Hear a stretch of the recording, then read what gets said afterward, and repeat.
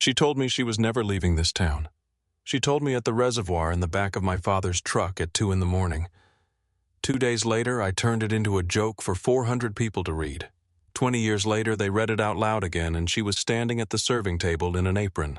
At 9:15 on a Saturday night in June, I watched 400 people decide that a woman was worth nothing. Nobody said it out loud. That is the part you have to understand before the rest of this makes any sense. Nobody stood up and announced it. There was no cruelty in that room you could point at and name. There was a folding table and a microphone with a cord too short for the man holding it, and a list of donations read off an index card. He got to the last one. "Sunday dinner for 6, he said. "Cooked at her own house. We'll start the bidding at $20. I have been in quiet rooms before. I have sat in churches during the part where nobody is sure whether to stand. I had never heard anything like the sound that gymnasium made. The ceiling fans turned.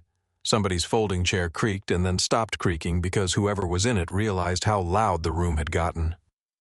A boy near the concession table asked his mother a question and got shushed hard enough that I heard the shush from 30 feet away. "Going once," the man said. "I am going to come back to that moment. It is the reason I am telling you any of this.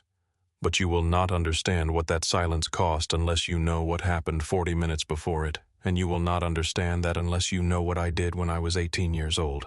So let me back up. 2 days. That is all it takes. On Friday afternoon, I drove east out of Columbus on Route 33 with 2 empty suitcases in the back seat and a voicemail I had been avoiding for 9 days. My mother died in March. The house had been sitting since then with the heat set to 55 and her reading glasses still on the arm of the couch, and a couple from Bellefontaine had made an offer on it that expired Monday morning. My name is Cal Whitaker. I was 38 that summer. I write advertising copy for a living, which means people pay me to write short sentences about strangers. 9 words on a billboard, 4 words under a photograph of somebody's kitchen. The whole job is deciding what a person is in the smallest number of syllables you can get away with. I am very good at it. I want to be honest about that now because it matters later. My marriage had ended the previous fall quietly, the way a store closes. No scene, no betrayal. Just 2 people who had run out of things to build and were too polite to say so until the lease came up. 4 miles outside Kettle Creek, the road bends around the reservoir. There is a gravel pull-off there where the guardrail stops, and if you back a truck up to the edge, you can see the whole water and most of the sky. I kept my eyes on the center line the entire way through the bend. I have driven that curve 200 times in my life. That was the first time I ever made a point of not looking. The town came up the way it always did. Grain elevator, then the Methodist church, then 4 blocks of houses with the same porch and different paint. 4,000 people, give or take, and the elevator visible from every single one of their kitchen windows. My mother's house smelled like a house nobody had opened. I went through it the way you do, room by room, touching nothing for the first hour. She had labeled the boxes in the spare room herself months before the end in the square handwriting she used for church bulletins. Winter coats, Dad's tools, photos unsorted, and one that said Cal School. I carried it to the kitchen table because the kitchen still had a working light. Report cards, a track ribbon, a folder of essays she had kept for reasons I will never get to ask about, and at the bottom a blue yearbook with a cougar on the cover. Kettle Creek High School, 2006. I did not have to look for the page. My hands went there like they had been waiting 20 years for permission. Senior superlatives. 2 columns, small photographs, the whole graduating class reduced to 1 line each. Most likely to succeed. Best smile. Class clown. The usual small cruelties of a small school, most of them harmless. And near the bottom of the second column, a girl with dark hair pulled back, not smiling, looking straight into the camera like she knew exactly what was coming. Delia Marsh. Most likely to still be here in 20 years. I wrote that. Not the committee, not the yearbook advisor. Me in a windowless room on the 2nd floor in April of that year with 4 other people and a box of donuts somebody's mother had sent. Marcus Tate said it first. I need that on the record, not because it helps me, but because it is true. He leaned back in his chair and said something about how Delia Marsh would probably still be working the register at the drugstore when we all came back for our 10th. Everybody laughed. And then I picked up a pen and made it better. That is the sentence I have carried for 20 years. He said it. I made it better. Because making it better was the only thing I had ever been any good at, and because 2 nights earlier that girl had sat with me in the back of my father's truck until 2 in the morning and told me the truest thing anybody has ever said to me. and I was 18 years old and terrified that somebody in that donut room might figure out I cared. Under the fluorescent light in my dead mother's kitchen, I read 11 words I had written when I was a child. Then I looked at the calendar on her refrigerator. She had circled the next day in red pen back in January the way she circled everything she thought I owed somebody. Class of 2006, 20-year reunion, 6 o'clock main gym.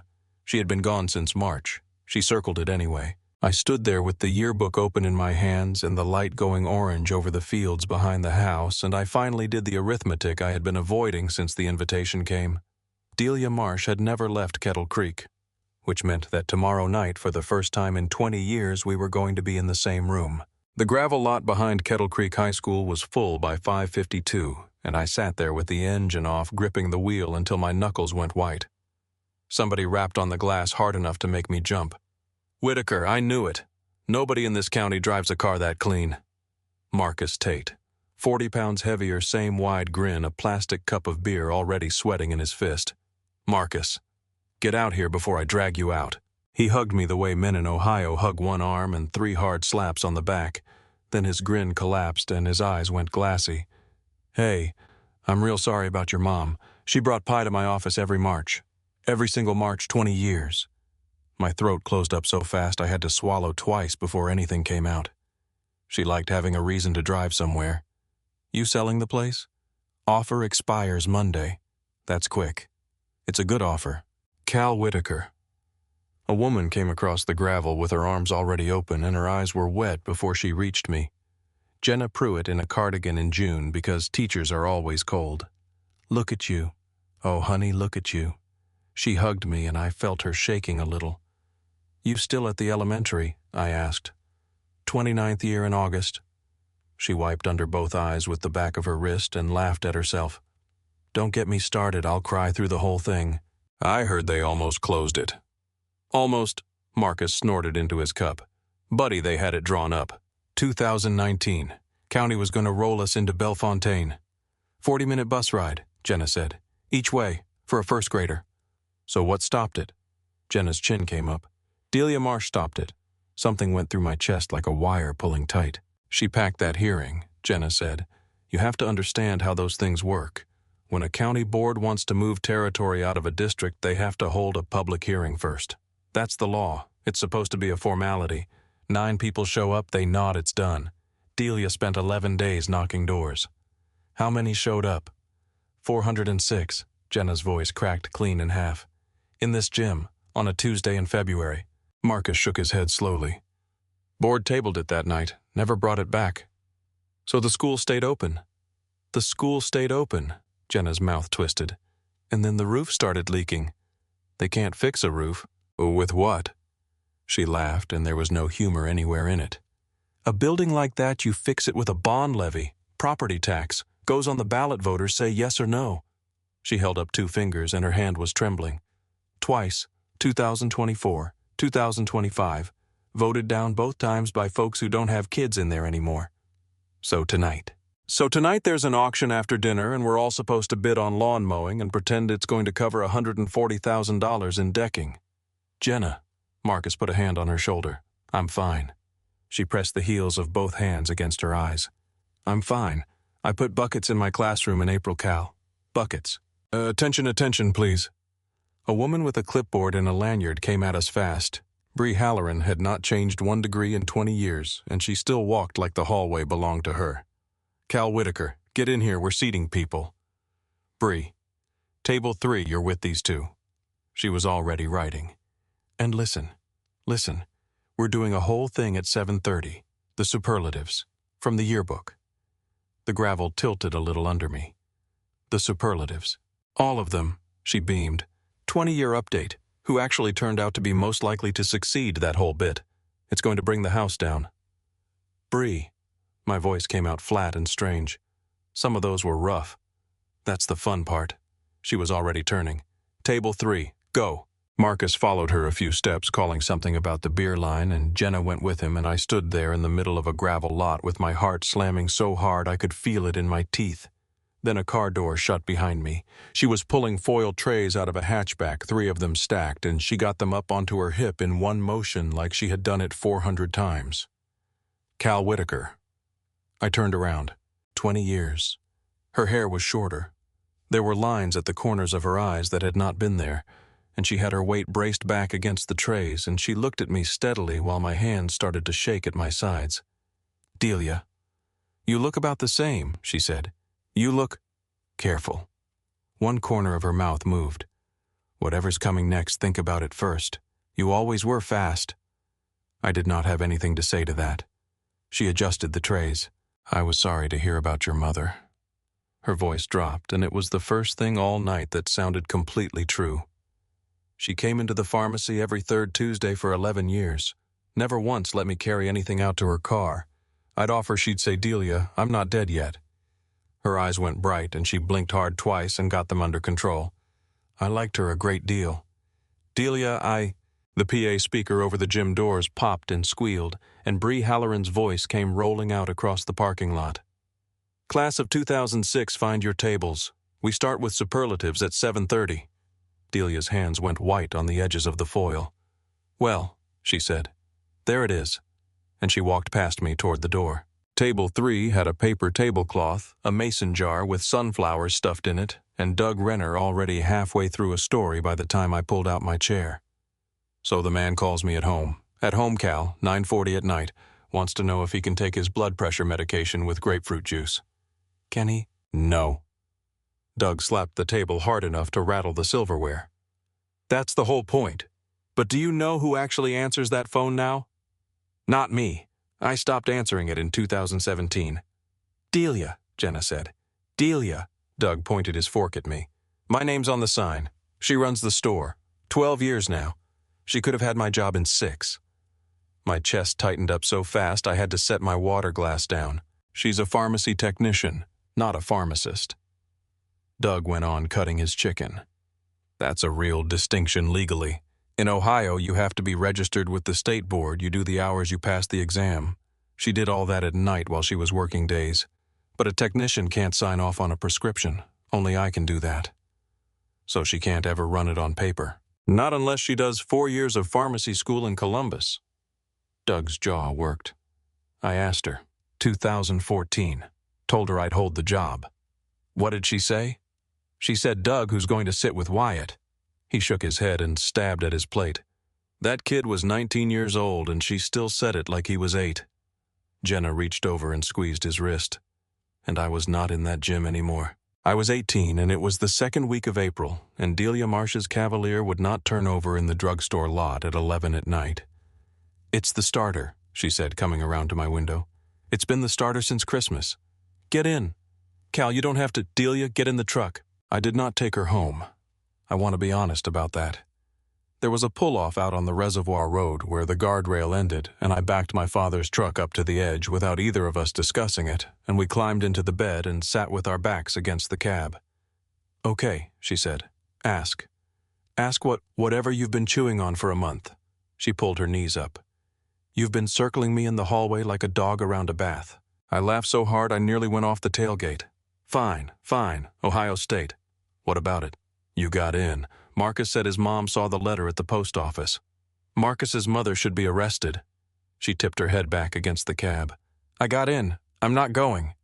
"Delia, my mother has about 2 good years left, and everybody's decided not to say so out loud." Her voice went hard and flat. "Wyatt is 11. 11 Cal. Who's driving him to school in September, you? There has to be somebody. There's nobody." She said it without one drop of self-pity, which somehow made it worse. "That's not tragic. That's just arithmetic. You could hate this town for that." "I don't hate it." She turned her head to look at me, and the moon came off the water and put light in her eyes. "That's what nobody around here understands. Everybody talks about getting out like the town is what's wrong with them. It isn't the town." My throat went so tight it hurt. "Say the thing," she said. "What thing?" "The thing you actually drove me out here for." I opened my mouth and my eyes filled up before a word came out, and I had to press the heels of my hands into them. "My dad's sick," I said. "Cal." "They told him in November. He made me swear not to tell my mother I knew." The words came out shredded. "I've been sitting at dinner since November acting like I don't know Delia. 5 months." She did not say anything comforting. She scooted over until her shoulder was against mine, and she took my hand and held on so tight my fingers ached and she let me shake. "That's the worst thing I ever heard," she said. "Yeah. You've been carrying that alone since November." "Yeah. Well," her thumb moved once across my knuckles.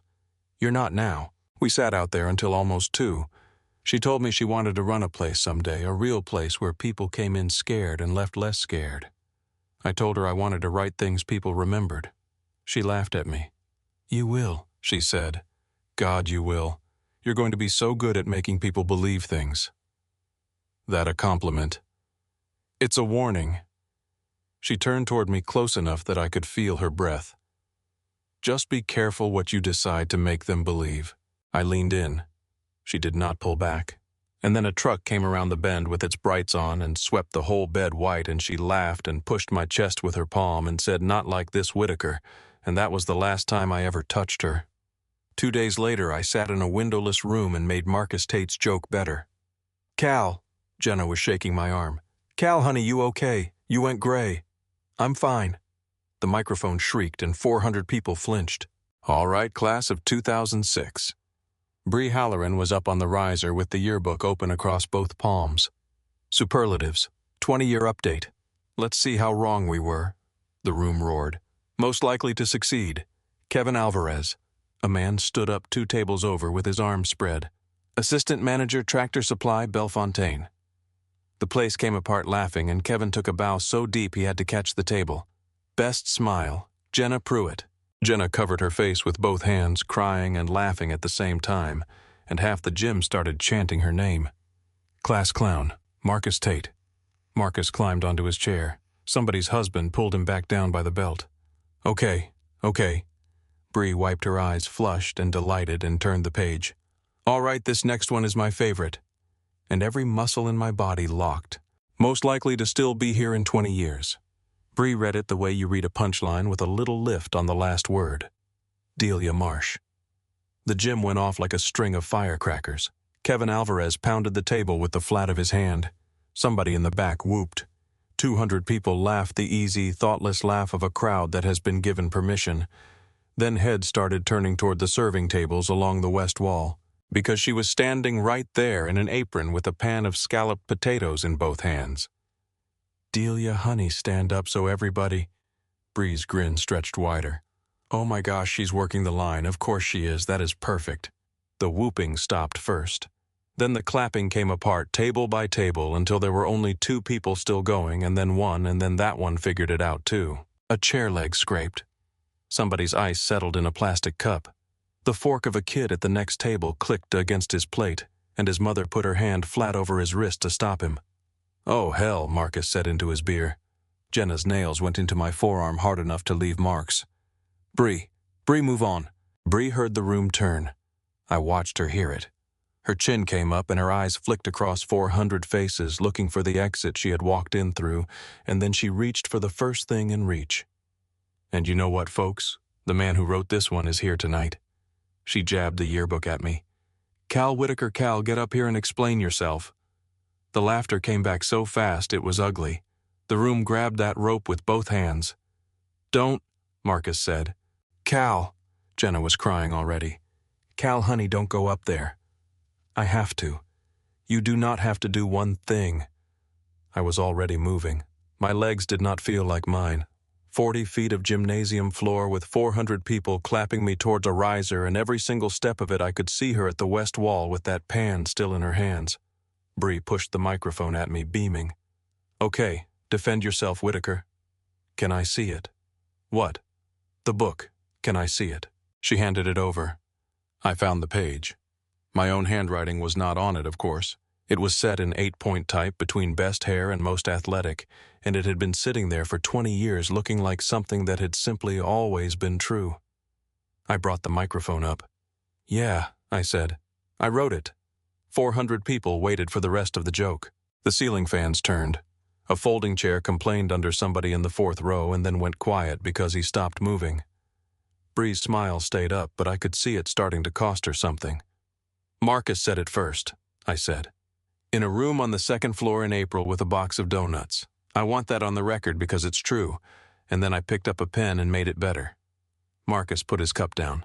I was 18 years old and I was terrified of this exact room, I said. I had spent 2 nights earlier in the bed of my father's truck out at the reservoir with Delia Marsh, and she told me she wasn't leaving, and she told me why, and it was the bravest thing anybody has ever said to my face. And 2 days later I sat in that room and I turned her into 11 words so nobody would guess. Jenna had both hands pressed against her mouth. Bree wanted to know tonight how wrong we all were. My voice cracked and I let it. We weren't wrong. That's the part that ought to keep every one of us up tonight.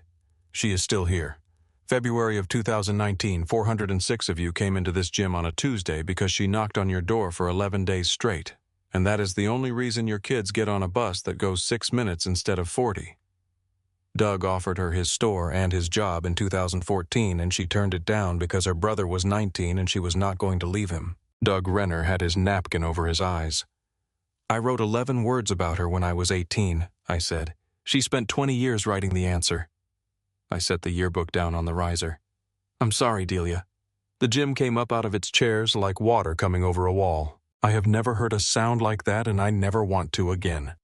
400 people standing roaring hands over their heads.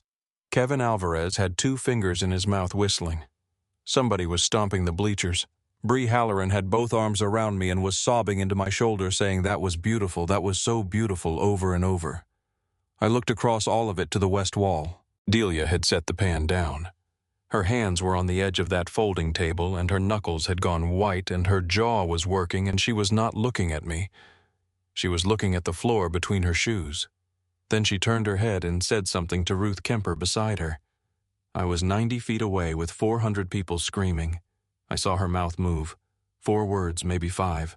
I watched Ruth Kemper's whole face fall apart. Delia untied the apron, put it in Ruth's hands, and went out through the kitchen doors. Marcus got to me first, both hands on my shoulders, shaking me. That is the best thing anybody has ever said inside this building. I mean it. 20 years I've been sick about that page. Jenna. I pushed past him. Jenna, what did she say?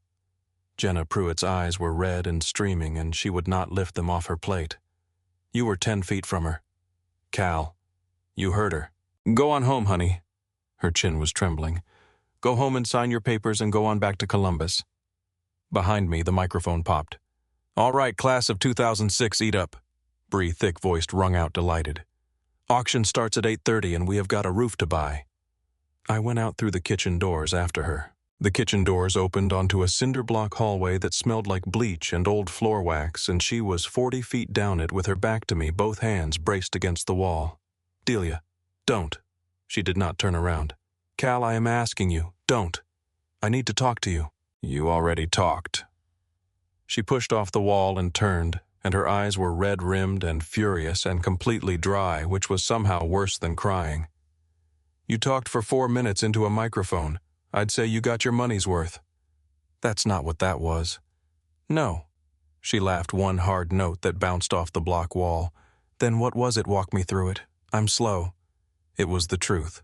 Oh, it was true. She came 3 steps toward me. Every word of it was true. That's the part I can't get over. You didn't lie once. Then what? Ruth Kemper is 67 years old. Her voice climbed and cracked. She has run the serving line at every function in this building since before we were born. She has been standing on that concrete for 2 hours. And she just watched 400 people give a standing ovation to a man from Columbus for a sentence he wrote about somebody else. My chest caved in. Delia, do you know what I said to her? No. Good. Her chin came up hard. Keep it that way. Music started up in the gym behind the wall, muffled and thumping a song that had been on every radio the spring we graduated. She heard it and her whole face went through something. God, she said. They really did the whole theme. Bree does not do anything halfway. No, she does not. Delia pressed the back of her wrist against one eye fast and got it under control. You know, she called me in March, asked if I'd donate something for the auction. Said it'd mean a lot coming from me. What'd you tell her? I said yes. Her mouth twisted. I always say yes. 20 years of saying yes to this town, and I have never once figured out how to stop. What did you put in? Sunday dinner, 6 people, at my house. She said it flat, daring me. My mother's recipes. The whole thing start to finish in my kitchen. Something turned over in my stomach. Delia, that's... Don't! She held up a hand and her fingers were trembling. Whatever you were about to make it sound like, don't do that. I wasn't. You were. It's what you do. She wrapped her arms around herself. You take a thing and you find the best possible sentence for it. It's your whole job. Doug looked you up on the internet, did you know that 2 years ago? Showed me on his phone. There's an award. There's a lot of awards in advertising. They give them out so people will keep paying for dinner. There's an award, she repeated.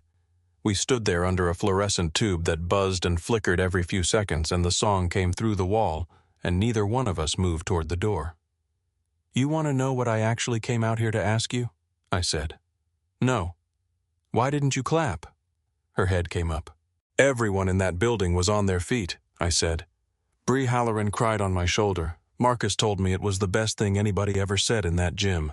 And you stood at that table and looked at the floor. I need to know why. Cal, please. Delia Marsh looked at me for a long moment, and then she nodded once like she had decided something. Because it didn't cost you anything, she said. It cost me plenty. It cost you 4 minutes and it bought you 400 people loving you. She was not shouting anymore. That was the worst part. Her voice had dropped almost to nothing and gone very steady.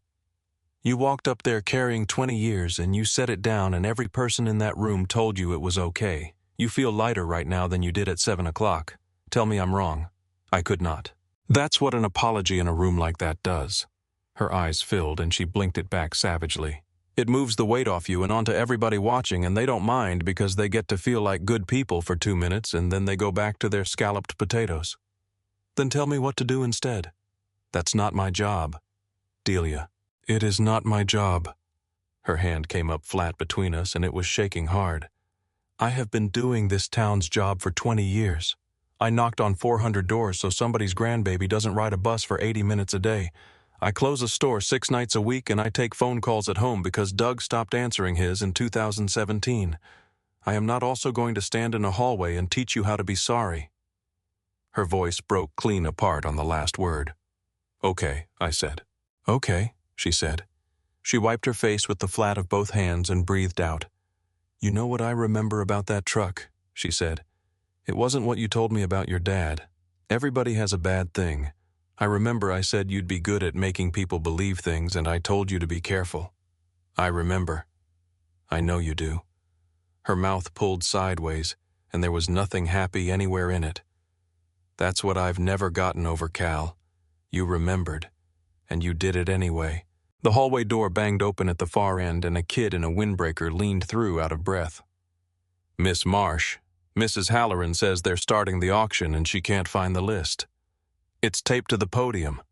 Delia straightened up and her whole voice changed, went warm and capable in half a second, and I understood something about the last 20 years of her life all at once. Right side under the water pitcher. Tell her I'll be in. The door banged shut. Delia, I have to go stand at a table. She was already moving past me and her shoulder brushed my arm and she stopped for 1 second. You should go home. Sign your papers. That house won't sit forever. I don't want to go home. Yeah, well. She got the kitchen door open with her hip. Nobody in this hallway is getting what they want tonight. By 8:50, the auction had eaten through most of what it was going to eat. Sold riding mower service, full season Tate lawn and landscape $180. Thank you, Kevin. Ed Sattler was running it off an index card with reading glasses pushed up into what was left of his hair, and he had the delivery of a man who had done 400 of these and enjoyed maybe 6. He's not going to make it, Doug said. Make what? The number. Doug had a pen and a napkin and columns on it. Roof deck's 140,000. He's cleared about 2,200. And you watch, half these folks are going to write it off wrong. Write what off? Their bids. Doug tapped the napkin. Everybody thinks a charity auction is a donation. It isn't, not the whole thing. The school foundation's a registered nonprofit, so it's deductible, but only the part above what the item's actually worth. You pay $180 for mowing that's worth $180, you deduct nothing. 0. So the only real money is when somebody overpays. That's the whole business, son. Jenna came back to the table with her purse and sat down hard. I'm out. I spent it on the pontoon ride, and I don't even like boats. How many left, Ed? Somebody called. 2 more and we're done, folks. Hang with me. Ed squinted at his card. Chest freezer gently used from the Renner family. Doors were going. Not everybody, but enough. Families with small kids, the ones who had driven in from Marysville, a table near the bleachers that got up all at once.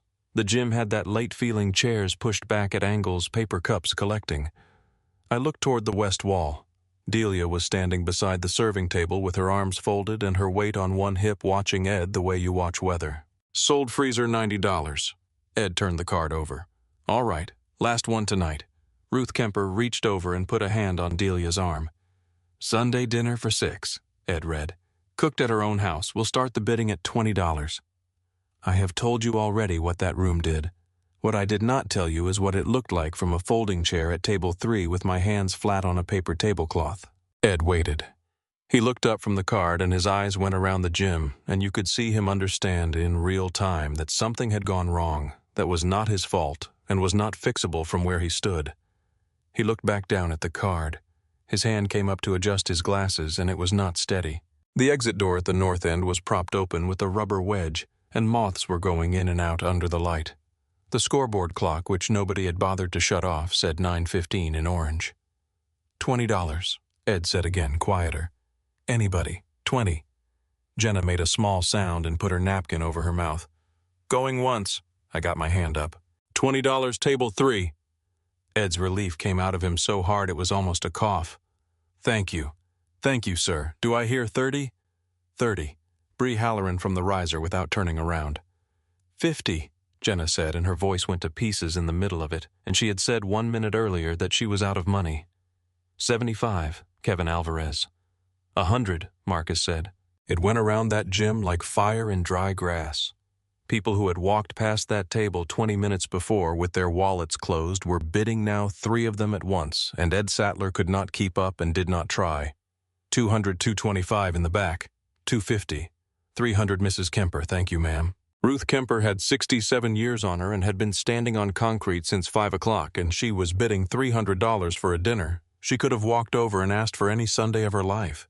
And I understood exactly what I was watching because I had spent 20 years being paid to build it. None of them wanted the dinner. They wanted to buy back the 4 seconds when nobody's hand went up. They were not bidding on Delia Marsh. They were bidding on themselves. I looked at the west wall. Delia had both hands over her mouth and her eyes were streaming, and she was not making one sound.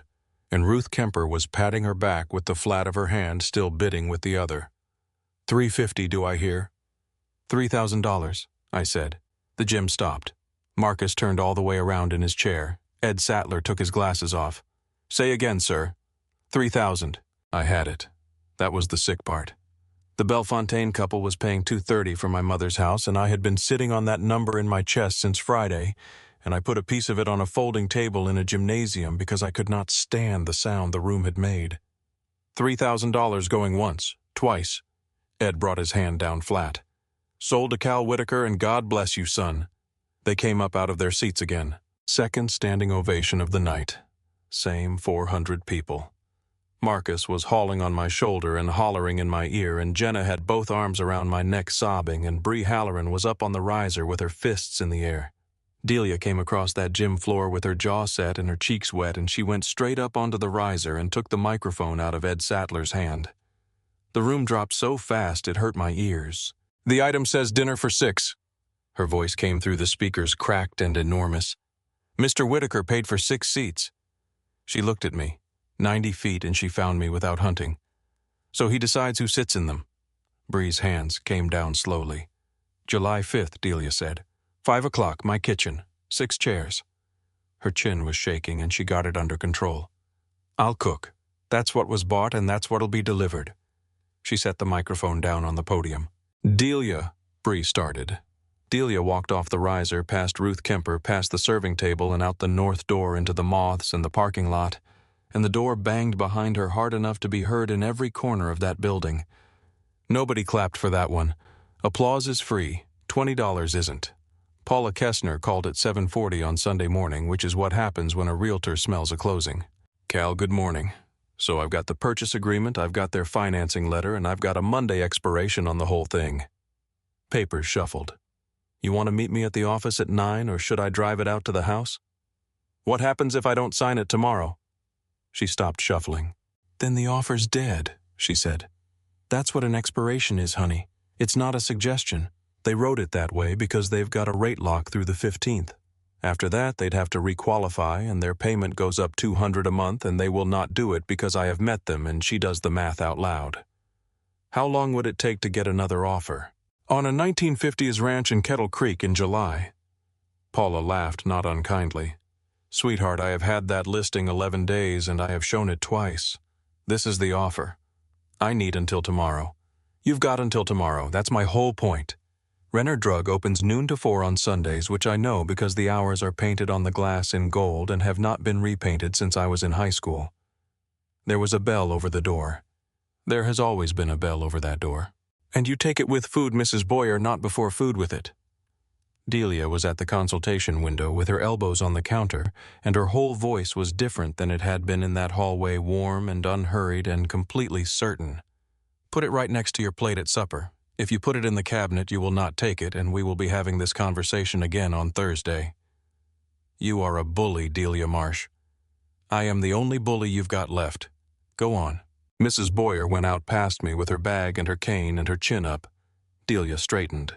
She had a pen behind her ear and her sleeves pushed up, and when she saw me, her face closed like a door in a draft. We're open till 4. I know. So shop. So I shopped. I put a heating pad in the basket. I do not own a bad back. I put in a pair of reading glasses, 1.5 strength from the spinning rack. I took a birthday card with a golden retriever on it. I took foot powder. She rang it up without one word until the foot powder. Athlete's foot? No. Then why? I don't know. $41.80. She held out her hand for the card. You have very poor eyesight, a sore back athlete's foot, and somebody's birthday. My mother's birthday was the 9th. Her hand stopped in the air. The register beeped twice, and neither of us moved to fix it. That was 5 days ago, she said. I know what day it was. Delia took a breath, and her eyes went bright and stayed bright, and she pushed the pen out of her hair and set it down. I'm sorry, Cal. Don't do that. Do what? Be kind to me. My voice came out wrecked. I can take anything else. The bell went over the door. Dee, the co-op's got me on call, so I can't stay past... A big kid in a Columbus Blue Jacket shirt came around the end cap and stopped. Oh, hey. Wyatt, Delia said. This is Cal Whitaker. He was 31 years old and about 6'3", and he looked at me for exactly 2 seconds. Yeah, he said. I know who it is. She sent him to the stockroom for a case of glucose meters, and when he did not come back in 10 minutes, I went looking, and he was sitting on the loading dock in the sun with a cigarette he was not smoking. She quit those, he said. So I quit, mostly. Wyatt, sit down or don't, man, but don't stand over me. I sat down on the concrete. I was 11 when Mom got sick, he said. 13 when she died. You want the whole thing? Yes. Dee was 20. He rolled the cigarette between 2 fingers. She worked nights at the Marathon Station on 33 and days here as a clerk, and she signed my permission slips and she did my laundry, and when I got caught with a beer in 10th grade, she came to the school and sat in that office and cried in the parking lot after so I wouldn't see it. I saw it. I always saw it. Where'd you go to school? Bowling Green. He looked out at the alley. Full 4 years. She paid what the loans didn't. I'm a substation tech now. I make $83,000 a year and I have a boat. His voice went hoarse and he stopped and got it back. She got me out of this town, he said. That's the whole job she gave herself when she was 20. Get Wyatt out. And she did it. Doug told me she turned down pharmacy school in 2014. She applied again. Everything in my chest went cold. When? October. He looked at me for the first time. There's a program at Findlay, 3 hours round trip. You keep working. You go nights and weekends. 4 years.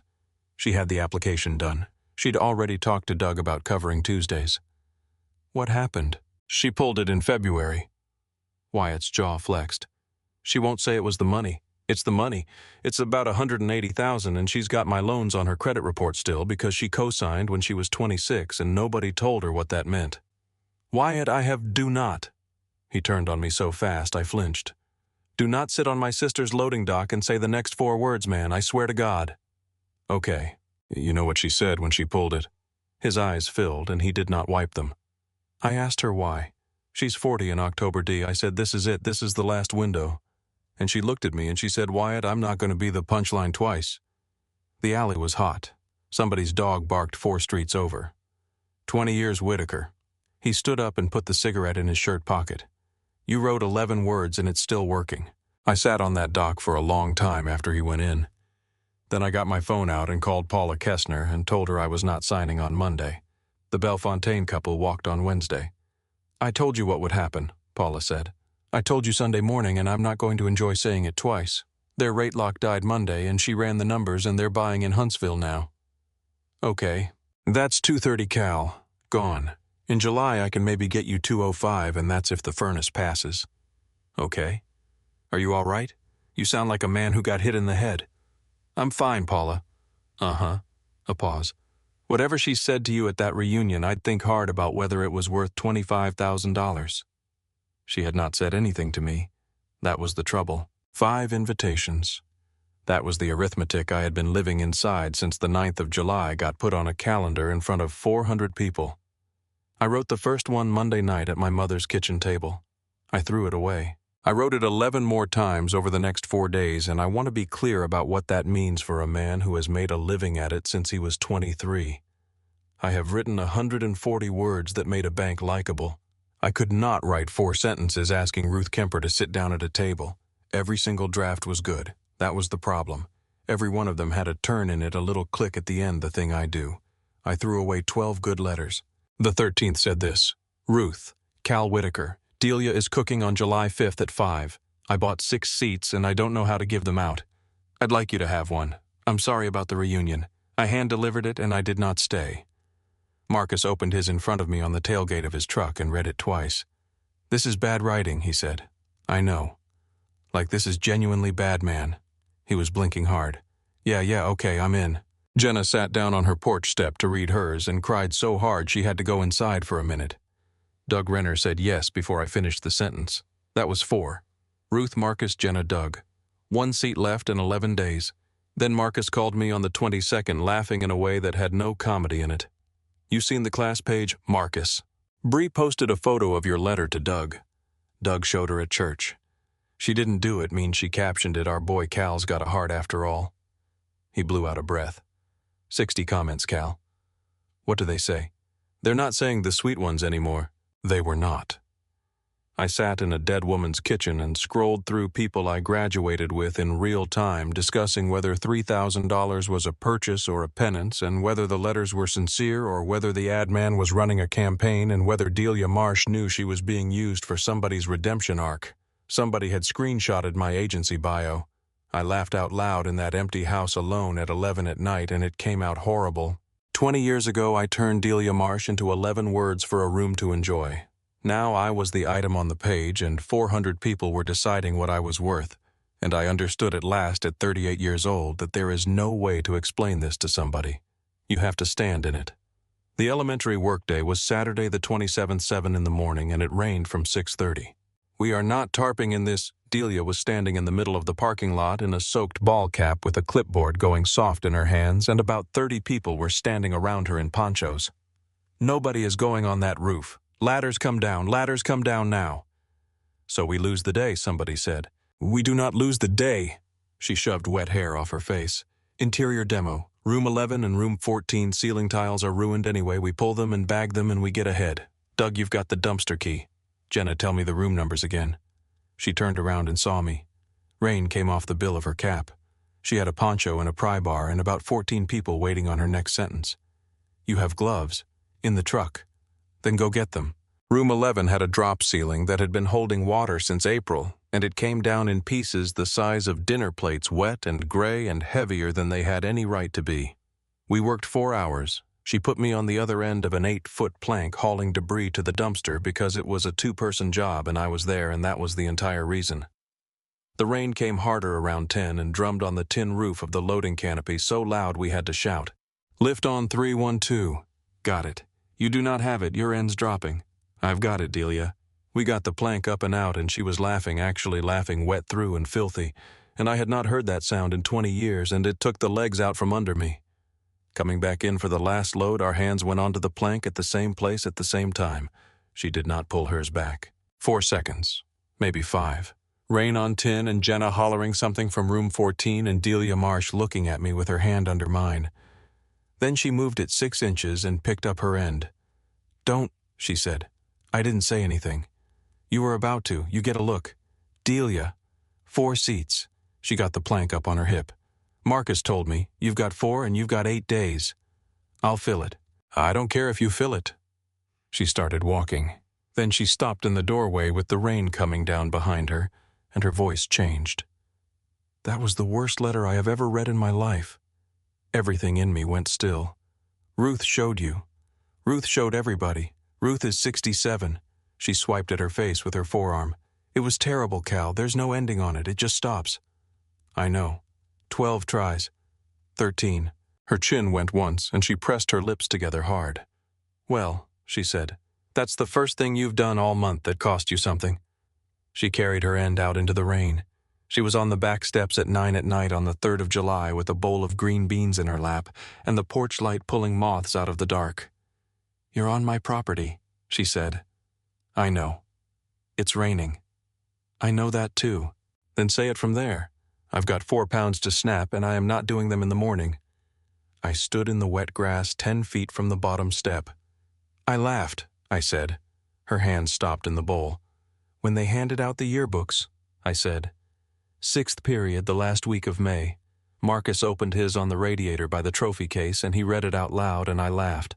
Out loud, with my whole chest. And you turned around. Cal, you turned around and you looked at me and I laughed harder. The rain came off the gutter in a rope between us. "I didn't say that in the gym," I said. I said I wrote it. 400 people stood up. I let them stand for the version where I was 18 and scared, and I left out the part where I laughed at you in a hallway in front of 40 people because it was easy and it felt good. The bowl went down on the step beside her. 20 years I've told it to myself the other way, I said. Kid makes a bad joke, kid regrets it. That is a story I could live inside. The true one is that I saw your face and I did it again. She stood up. "Say the rest," she said. "There isn't any rest. There's a reason you drove out here at 9 o'clock. There's no ending on it." My voice came apart. "That's the whole thing, Delia. I have spent 12 days looking for the sentence that makes it land, and there isn't one. It is just what happened. I laughed at you, and I have been the man who laughed at you for 20 years, and no amount of writing gets me out of that hallway." She came down the steps into the rain. "Ruth Kemper handed out the yearbooks," she said. "What?" "Front office, 1992 through 2009. Her chin was shaking. "Ruth put that book in my hands, Cal. She said, 'Here you go, sweetheart.'" Everything in me went to water. "That is what I told her at the reunion," she said. "You've been chasing it for 3 weeks, 4 words. Delia." He laughed too, Ruth. She got halfway through the second word before her face came apart, and then she was crying the way people cry when they have carried something for 2 decades with her whole body, both hands pressed over her mouth. I did not move. I had not earned moving. 20 years, she said. "Every person in this town has been so kind to me about that page. So kind. And not one of them has ever said the true sentence out loud. I'm sorry." "Say it again." "I laughed at you and I am sorry." She hit me once in the chest with the flat of her hand, not hard. Then she took 2 fistfuls of my wet shirt and pulled me down and kissed me on her mother's back steps in the rain. When she let go, she was crying and laughing at the same time, and she put her forehead against my collarbone and left it there. "That was not forgiveness," she said into my shirt. "I know. I want you to hear the terms." She pulled back, streaming. "I'm keeping it. You don't get it back, and I don't put it down. We both just know where it is. That's the only arrangement I've got." "I'll take it."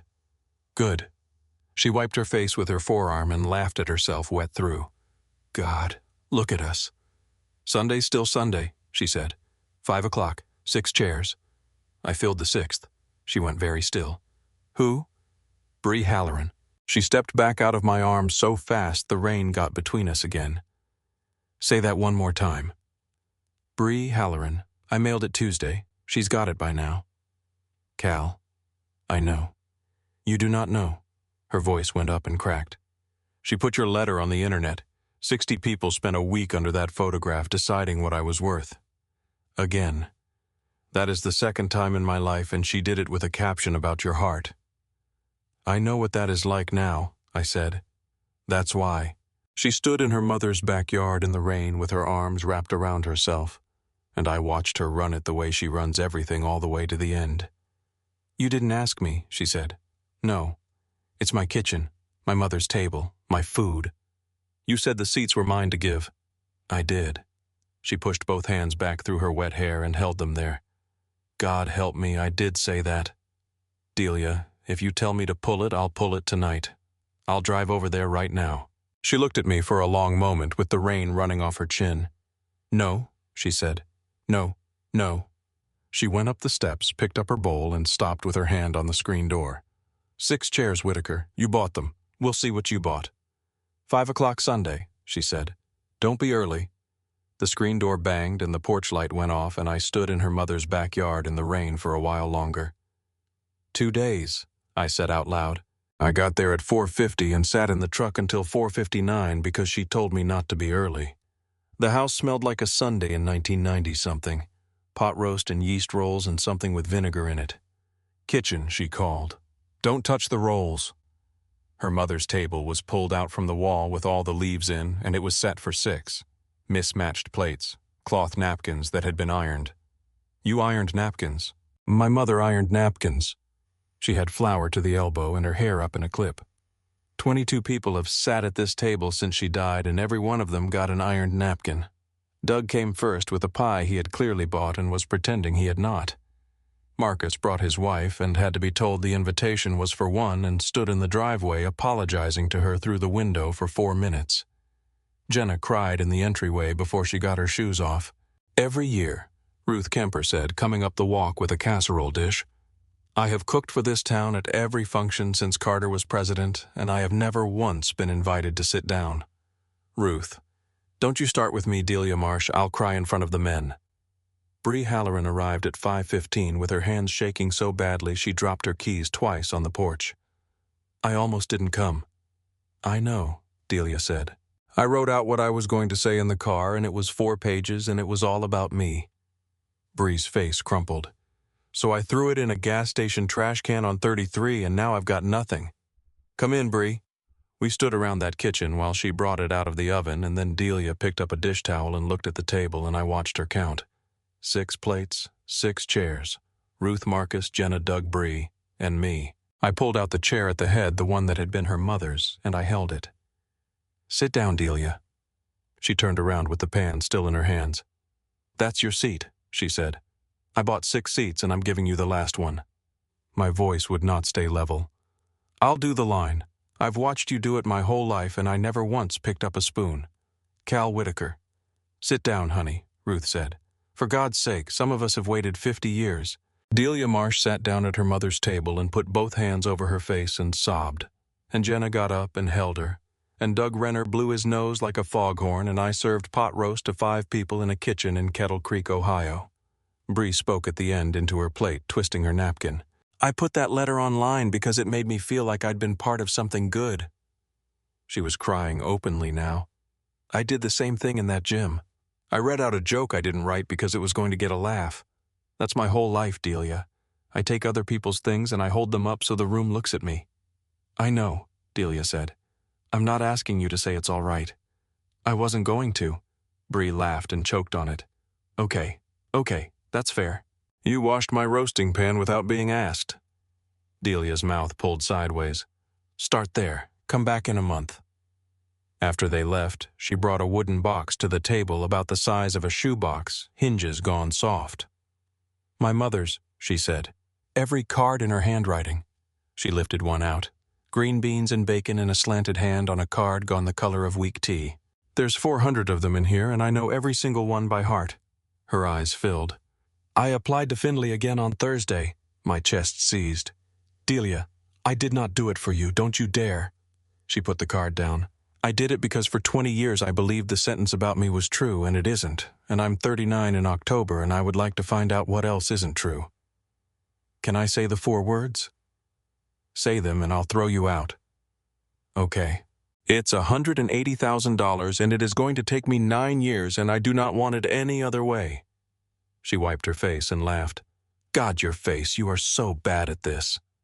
Then she got up and came back with the blue yearbook from my mother's box, which I had left on her counter 3 weeks earlier without saying why. She opened it to the page and set a pen on top of it. "Fix it," she said. "Delia, I don't—" "You've got one line same as before. That's the whole point." I sat at her mother's table for a long time with the pen in my hand. Then I wrote 9 words underneath 11 and turned it around. I am not going to tell you what it said. That one is hers. But I watched her read it and her whole face went soft and young. The face from the bed of a truck out at the reservoir when we were 18 years old, and she pressed the book against her chest with both arms and did not give it back. Here is what I have learned, and it took me 20 years and $3,000 to learn it. Anybody can stand up in a room and say the true thing. It is not hard. You get an ovation for it. You feel lighter walking off that stage than you did walking onto it, and every person clapping gets to go home believing they were on the right side of it the whole time. But an apology that costs you nothing is not an apology. It is a performance with better lighting. The real thing is quieter, and it takes a great deal longer. It looks like 13 bad letters. It looks like a house you do not sell. It looks like standing behind a serving line on a Sunday in a kitchen that is not yours, handing plates to people who watched you laugh. I wrote 11 words about a girl when I was 18, and she spent 20 years writing the answer. If you have ever been reduced to one sentence by somebody who did not know you, I want you to hear this. That sentence was never a verdict. It was only ever a guess made by a coward in a room with a box of donuts. So tell me, have you ever had somebody decide who you were before they bothered to find out? Did they ever come back and say so? And what would you have written on that page if somebody handed you the pen? Put it in the comments. I read them. And if this one found you tonight, leave a like and subscribe, and I will see you with the next story.